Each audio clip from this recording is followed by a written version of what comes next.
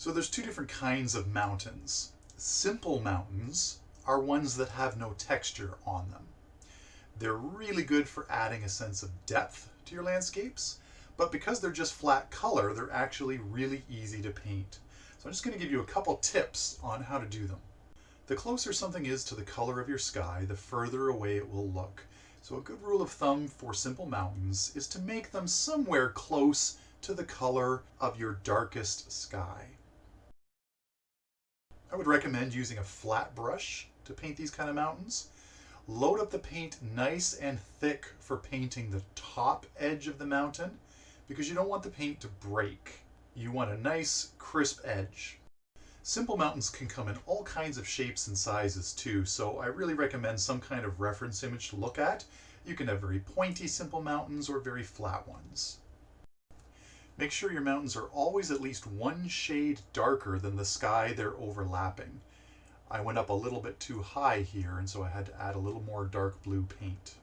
So once the top edge is nice and crisp, you can then pull some of that paint down to fill in the bottom of the mountain. You want the bottom of your mountain to be one shade lighter than the top, and you can do this in two ways.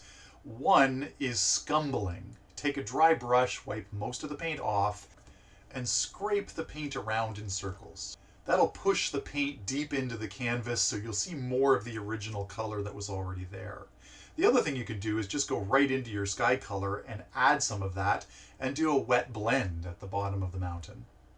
Whichever method you pick, try to make sure the transition from the dark to the one shade lighter is subtle. Try to make sure we can't see an obvious line between the dark and the light. So you can add more than one layer of simple mountains. Just make sure that each new layer is a little bit darker than the one behind it.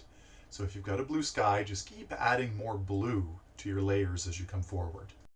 If you put two layers of the same color over top of each other, they're just going to blend together.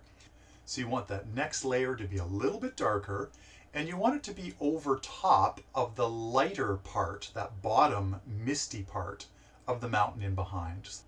It's the dark against light that really makes things stand out. Anytime you can see the horizon in your landscape, you probably want to put some distant mountains there. So now you know how to make them. Go ahead and give it a try.